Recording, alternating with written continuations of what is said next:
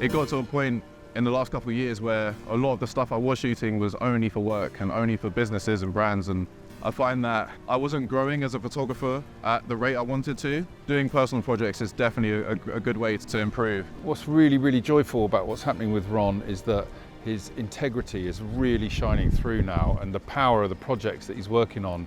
It's the campaign I would say I'm most proud of in my career. That's incredibly important. I got to do it with a really good friend of mine. And also to tell stories about stuff that you were actually passionate about.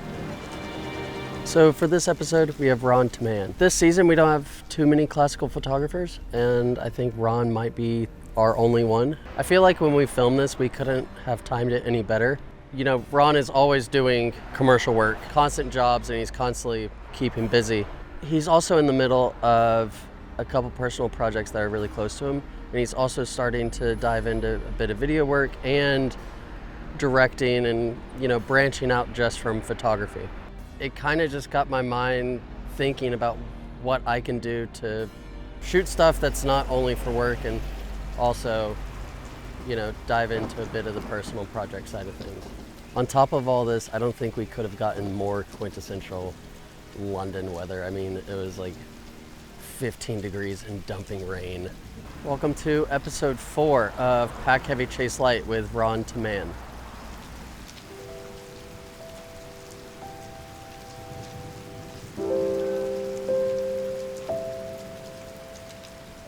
My name is Ron Tam. I am a contemporary and commercial photographer and director based in London. And before we get into today, I need to get it trimmed.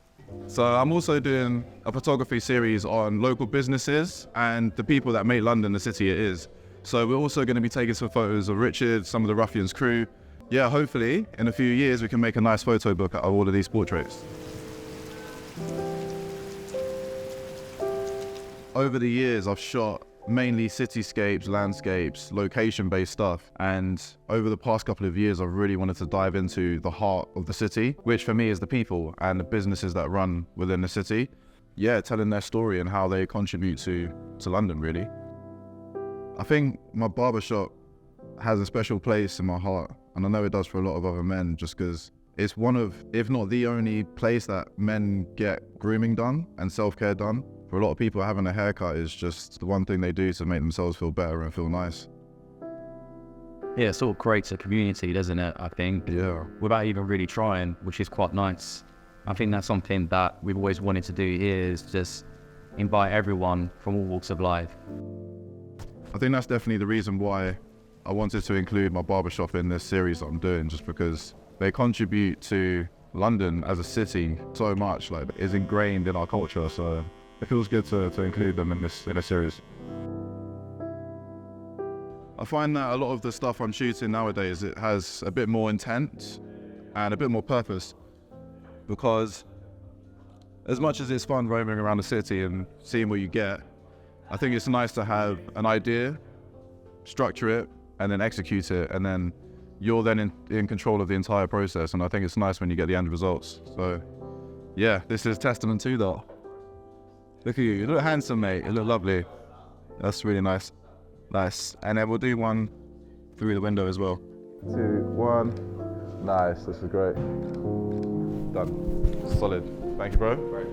Pleasure, man. Great. Thank you. Yeah. I'll swing by a little bit later, I'll drop you off the print. Yeah. Thanks. See, your haircut does wonders, honestly.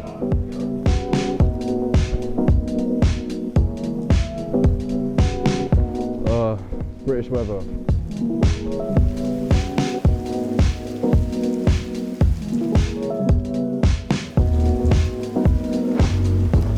This is exactly why I love London, because you get the old and the new just integrated with each other, man. It's just, the juxtaposition is brilliant. So yeah, I have a lot of fun shooting architecture here, for sure.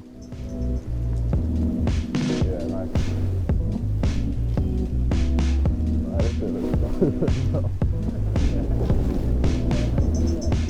Yeah, I love this part of London. In street photography, going up to somebody and asking for permission and having an interaction with them, I just find it so much more satisfying than like trying to be sneaky and capture a photo. I like having that interaction and giving them a compliment and telling them this is the reason I'm taking your photograph, because I love what you're wearing and like you have an interesting look. Can I take a quick photo, please? You look great. No? Alright, cool. I thought you looked good, man. You look lovely. Yeah, come in. I can see you in the back as well. Yeah, come. Alright, 3, 2, 1. Nice. One more.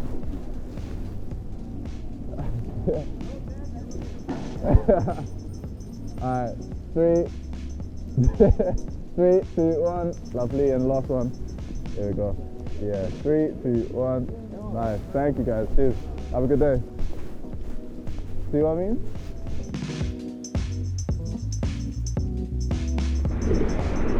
The last couple of years of work have been interesting. There's definitely been a shift in the type of work I've been doing.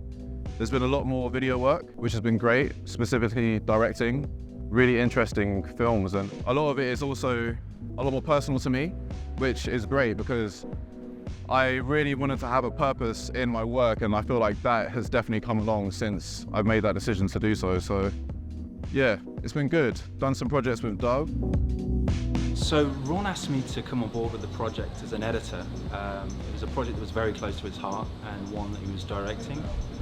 It was about women, black women, and their experiences around how they were getting their school photos taken and them reflecting on how they felt during that time. I understood how much it meant to Ron and to understand his vision and to bring that to life in a way that obviously related to these women and also to what Dove's message was about it and highlighting these issues. Won a few awards, which was pretty insane, and also created a documentary, so that's been, yeah, a massive journey for me. One word to describe being black: fortitude. And being black is fortitude. His craft has evolved so much over the years, and he's such an innovator. He sees beauty in so many different things. So you see him these days shoot really powerful portraits, shooting fashion, and all kinds of weird and wonderful things. He's so adaptable, and he's someone that has a lot of love for the craft. So he's constantly learning and constantly innovating, but also he's also happy to teach people his ways and show people the ropes. And not only just photographing, but also helping other creators and photographers. I'm really excited with Ron's next personal work, that how deep he's going and how really involved he's getting with fully researching it and just not taking it at a surface level. He's really going in on it. So one of the projects I'm working on at the moment is something that's very personal to me, and I find that as an artist and as a creative, when you dig deep inside yourself, that's when the truest form of art comes out and the best art comes out. So the one I'm doing at the moment is around being gay, black and British, and it's a very nuanced journey that I think I've been on, and I know a lot of other people have been on, and I don't think it's been represented in a way that resonates with me, and I'm sure for other people as well. A lot of the stuff that I see is very heavily sexualized, which is fine, it's about sexuality, I get it. There's a lot more to the story.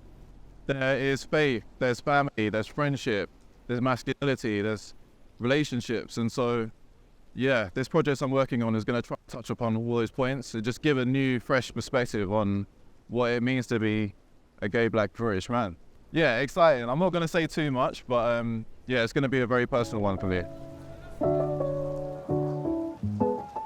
It's kind of cool seeing your work in a book. It's a special feeling, you know, especially in the age where everything is just digital. I definitely value putting stuff in a physical form. It changes the confines of your work. But yeah, it's interesting looking at all this stuff. It just reminds me of the journey that I've been on in terms of my photography. A lot of it was very heavily focused on cityscapes, location-based stuff. People were just sort of the filler within those photos, whereas now the focus is very much more on the people and their stories.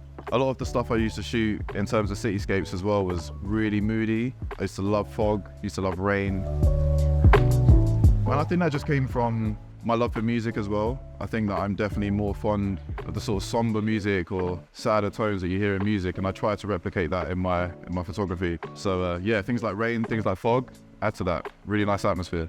And yeah, there's typical London weather as well. Like you'll see today, it's just raining and you gotta work with what you got. One thing I'm definitely aiming to do over the next few years is just to work on more personal projects and passion projects. it got to a point in the last couple of years where a lot of the stuff I was shooting was only for work and only for businesses and brands, and I find that I wasn't growing as a photographer at the rate I wanted to.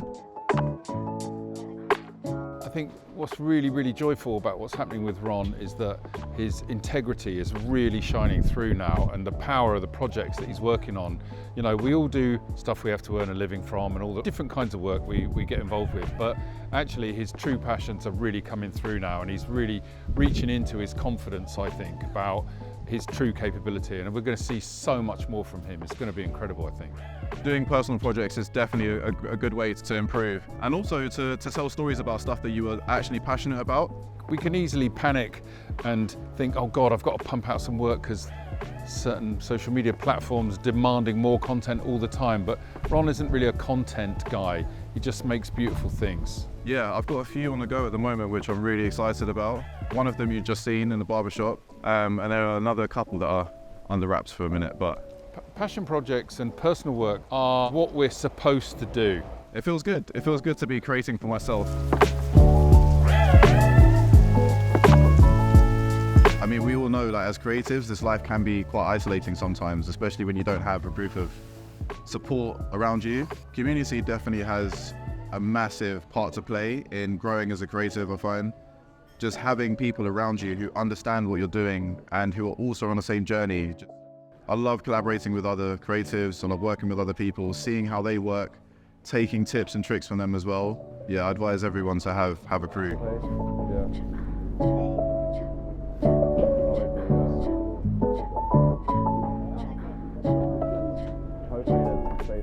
I think a lot of the work I've been doing recently is very heavily community focused, which is really, really nice because it has a bit more purpose and a bit more meaning behind the work. Shiraz, who you met just now, we've done some projects together. One of them was with Snapchat which aimed to sort of bring to life lesser known heroes and people that deserve to be celebrated. And we had this huge activation out in Trafalgar Square. Created an AR app where if you walked around London, instead of just showing the kind of typical figures that you'd see on the statues, it would convert them into really famous black figures who people don't really know about. We launched this campaign in partnership with the Mandela family. We invited Nelson Mandela's granddaughter, Queenie Mandela, to visit the UK and to stand at the same spot her grandfather delivered his incredibly famous Make Poverty History speech. It's a campaign I would say I'm most proud of my career, not only to raise awareness of something that's incredibly important, but I got to do it with a really good friend of mine. Even going into topics around race, around gender inequality, around sexism, around sexuality, all of that stuff is important to me. So I love being able to tell people stories and shed some light on it. So there's a lot more fulfilling.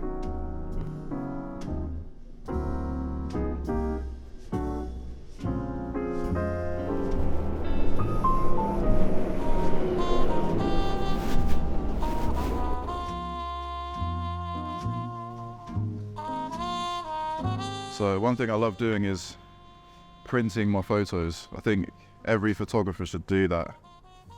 Turn it into something tangible, something physical, and feel the paper. And yeah, it's just such a special feeling seeing your photo printed large. And this one, I mentioned briefly earlier on in the video, but this one's a very special one for me. It's part of my London fog collection. It was taken a few years back, and saw these boys playing in the fog, and I waited around in this thick smoke for around about an hour just waiting for this moment to appear.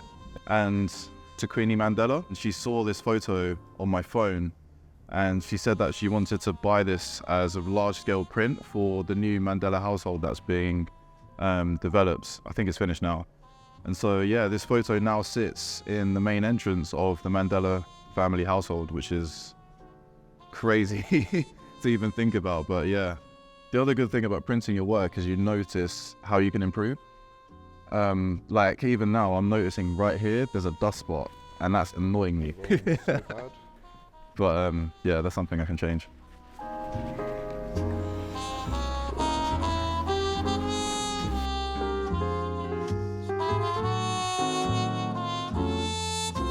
Why do I do what I do?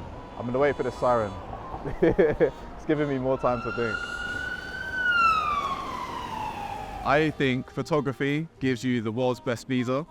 It allows you to travel and allows you into the lives of lots of different types of people. And you get a first row seat and see it and witness it and document it. And I think that's amazing. And it's a privilege to be able to witness. So that's why I do what I do.